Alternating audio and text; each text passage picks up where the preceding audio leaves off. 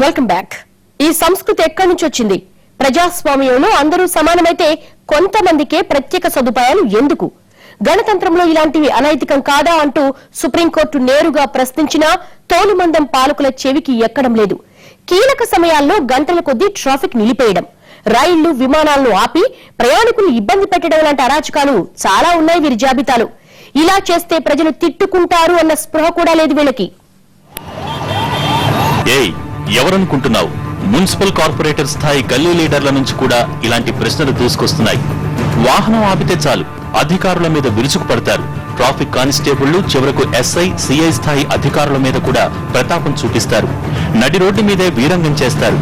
పలానా వీఐపీ బావుమర్దిననో పలానా మంత్రి తమ్ముణ్ణంటూ చిందులేస్తారు. వీఐపీలే కాదు, వారి బంధువులు కూడా చాలా ముఖ్యమైన వ్యక్తులే. వీళ్లు రోడ్ల మీదకు వస్తే ఎదురుండకూడదు. వీళ్ల వాహనం వెళ్లే వరకు పోలీసులు ట్రాఫిక్ అంతా ఆపేయాలి. చివరకు అంబులెన్సులు కూడా ఆపేయాలి. జనం ఏమనుకుంటారో అన్న సిగ్గు శరం ఉండదు. జనం చీకొడుతున్నా, కోర్టులు మొట్టికాయలు వేస్తున్నా తూచుకుని వెళ్లటానికి అలవాటు పడింది సూడో వీఐపీలు, వారి బంధువుల జాతి. అంటే ప్రజలకు ఇబ్బంది కలిగించడంలో వారికి ఆనందం ఉండవచ్చు. ఇప్పుడు ఇవాళ వీఐపీ కార్లు ఎక్కువైపోయి హైదరాబాద్ నగరంలోనైతే ట్రాఫిక్ సమస్యలు అయిపోతున్నాయి. అంబులెన్సులు కూడా పోలేని పరిస్థితి ఉంటుంది. ఎవరు వీఐపీలు? అంబులెన్స్ వీఐపీ, కష్టాల్లో ఉన్నటువంటి వాళ్ళు వీఐపీలు, వృద్ధులు వీఐపీలు, వికలాంగులు వీఐపీలు. ఇక మిగతా ఎవరు వీఐపీలు కారు. ఏమైనా వీఐపీ ట్రీట్మెంట్ ఉంటే వీళ్ళకి మాత్రమే ఇవ్వాలి. కానీ అది ఇవ్వకుండా ఇవాళ అన్ని రకాల హంగులతో బయటకు వెళ్తేనే అది ఒక పెద్ద గొప్ప నాయకుడిగా కనబడే దశకు చేరుకున్నాం మన ప్రజా. స్వాతంత్రం వచ్చిన తొలినాళ్లలో ఎక్కడా లేదు.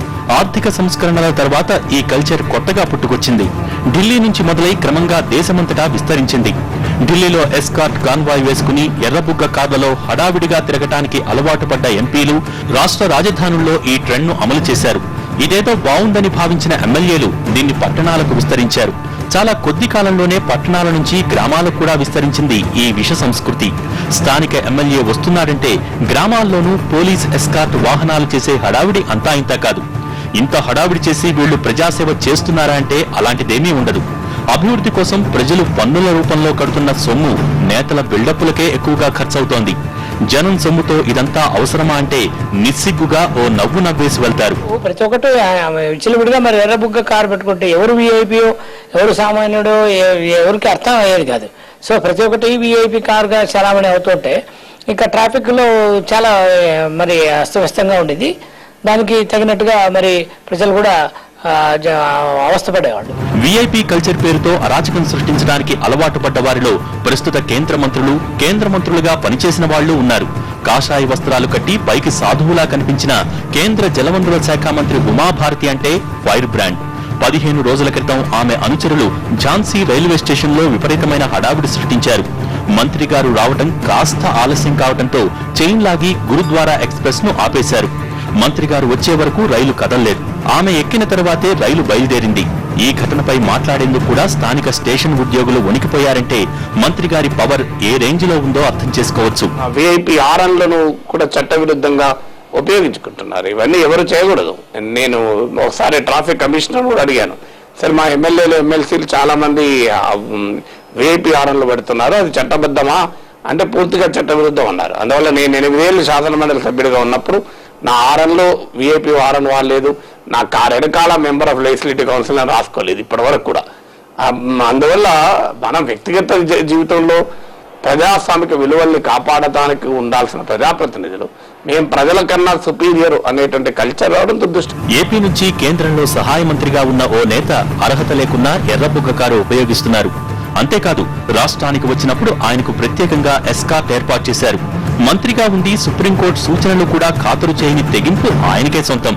కేంద్రంలోనే మంత్రిగా పనిచేసిన కాంగ్రెస్ నేత రేణుకా చౌదరి గారి కోసం ఏకంగా విమానమే 45 నిమిషాలాగిపోయింది. ఫిబ్రవరి 13న ఢిల్లీ నుంచి హైదరాబాద్ బయలుదేరాల్సిన ఎయిర్ ఇండియా విమానం రేణుకా చౌదరి రాకపోవడంతో 45 నిమిషాలాగిపోయింది. ఆ సమయంలో ఆమె షాపింగ్ కు వెళ్లినట్టు ఆరోపణలున్నాయి. అదే విమానంలో ప్రయాణిస్తున్న వారిలో ఓ కేంద్ర మంత్రి, సుప్రీంకోర్టు న్యాయమూర్తి ఉన్నారు. ఎవరుంటే మనకేంటి, మనం వీఐపీలం కదా అనే భావనే నేతల్ని ఇలాంటి అరాచకానికి ప్రోత్సహిస్తోంది. ఈ చోటమోట లీడర్లో వాళ్ళకి తెలియాలి, వాళ్ళు they are not eligible for this అనేది ఒకటి.